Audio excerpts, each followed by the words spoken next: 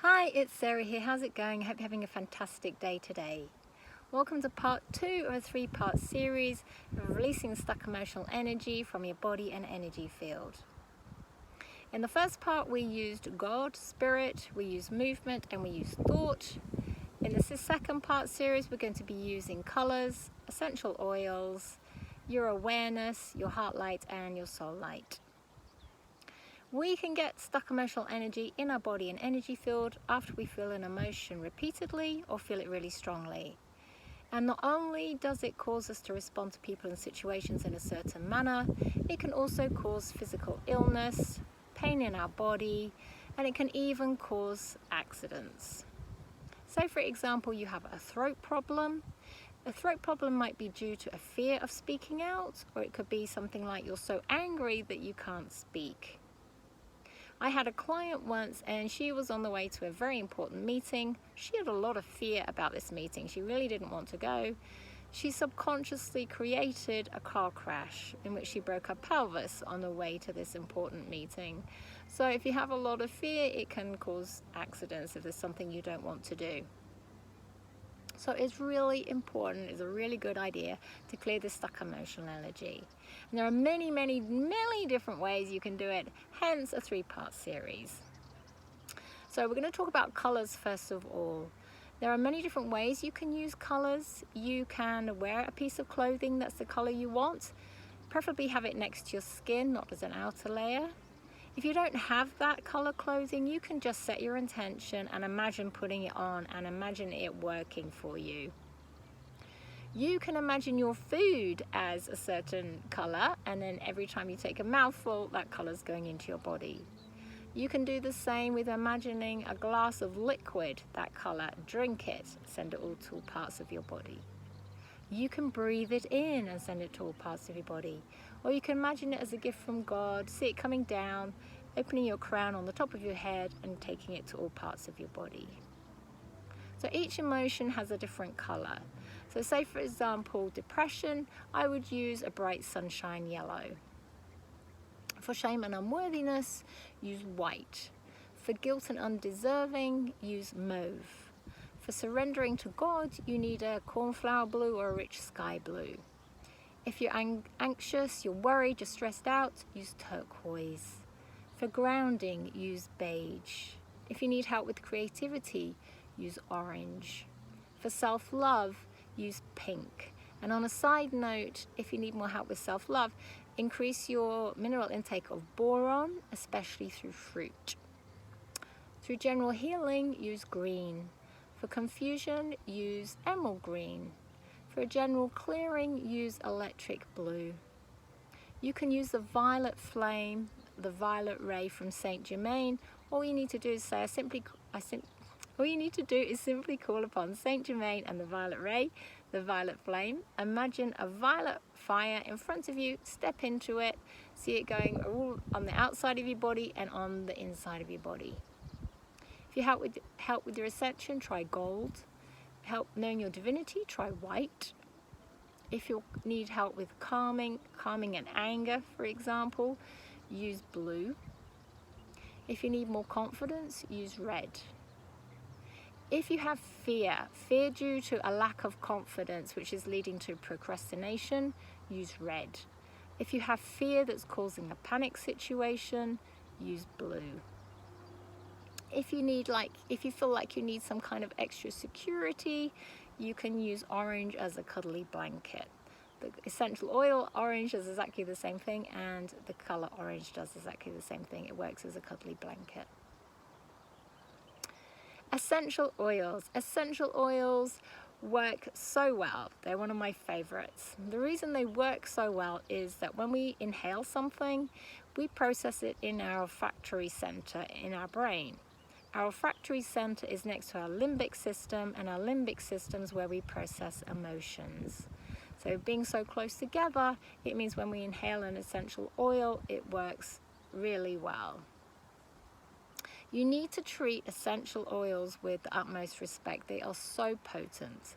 So you need to keep them away from children because some essential oils are toxic if they are drunk.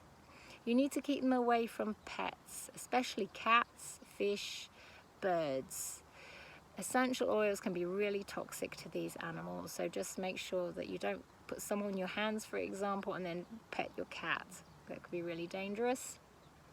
Store your essential oil in a cool, dark place so they don't evaporate. Make sure you buy good quality ones. Don't buy the cheap ones because they're full of fillers and not the essential oil. If you get an essential oil in your eye, for example, or you get some neat essential oil on your skin and it's burning, then you need to wash it off with milk. Try not to use water. Milk is much better. If you haven't got milk, you can use a neutral oil like a massage oil or some kind of cooking oil. Preferably a cooking oil or milk rather than water. If you're pregnant or breastfeeding or under some kind of medical supervision on some kind of medical drugs, consult your GP, your doctor, before you use essential oils.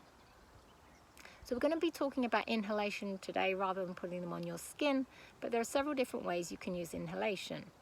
One is to buy a diffuser, and you mix the essential oil with water and it diffuses it out as a cold steam.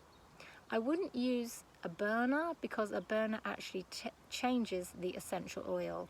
So a diffuser is great, a burner is not. But again, don't use a diffuser in a place where you've got fish or birds or cats. Maybe put it in a room that cats don't go in, for example. You can simply inhale it from a bottle, or you can put a couple of drops on the palm of your hand, rub your hands together, cup your hands, and then clap your hands over your nose and take a deep breath in. So like colours, it's different essential oils for different emotions. Now there are lots of different essential oils for different emotions. I've just picked kind of my favourites and the ones I feel worked really well. So for shame and unworthy, I would use bergamot. For guilt, I would use copaiba. For self-hatred, grapefruit. For fear, neroli or frankincense. Frankincense is the rescue remedy equivalent. For depression, use lemon. For shock, use lime. For anxiety and stress, orange. Again, as I said before, orange is the cuddly blanket. For anger, geranium. For grief, Roman chamomile. For confidence and trust, geranium. Panic, peppermint. Be really careful of this one, it's really strong, and just make sure if you've got some kind of medical condition, you just check out peppermint. I wouldn't use it if you're epileptic either. Hatred, cardamom. Grounding, sandalwood and patchouli. Controlling, spikenard. If you're ungrateful, spikenard. If you want to get to the root of an emotional issue, vetiver. For deep grief or trauma, helichrysum. Spirit had me using helichrysum a lot, and I have to say, for me, it is the most revolting smell ever. However, it is one of the best oils. It works probably better than any other oil for deep grief and trauma. Flower essences are a huge topic, and I don't want to cover flower essences. However, I just want to say, if you want to go down that route, try using flower essences from your own country, because these will work better. I tried about 5 different sources. I couldn't get any results. They didn't work at all for me. Now, I wasn't going to do any advertising because I don't want to advertise. However, there was one company, I tried one company, and what this company does is called Flor Alive. F-L-O-R and then the word alive. Every other company I know picks a flower and it's dead, and then they make the essence. Flor Alive actually produces the essence from a flower that's alive. So with the 5 others, I had nothing. Every time I took a new essence of the Flor Alive ones, in the night I would wake up in some kind of quantum state. I was floating, and there were so many changes going on in my body. So for me, a huge difference, about 1,000 times more potent, I would say, for me than anyone else. However, you know, if you want to try ones from your own country, feel free. You can use your own awareness. This is really easy. Say you had a pain in your left elbow, all you need to do is put your awareness into your left elbow. Ask the stuck emotional energy to release, and it will do. If you want, you can put your awareness into your left elbow and see if you can work out what emotion it is, why you have it, what color is it, what shape is it, what texture is it, what's it trying to tell you. You can also use your awareness when you feel an emotion, and this is a really great way to release stuck emotional energy. When you feel an emotion come up, take a step back in your mind and just observe it. Don't judge it. All you need to do is just sit with it, sit with the emotion, notice it. Eventually it will dissipate, and that's releasing it from your body and energy field. You can use your heart light. All you need to do is simply step into a lift or whirlpool in your mind, take it down to the center of your chest. From the center of your chest, send that love and light out to humanity, out to the world.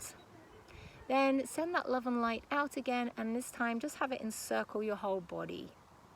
Lastly, turn that heart light inwards and send it to all parts of your body.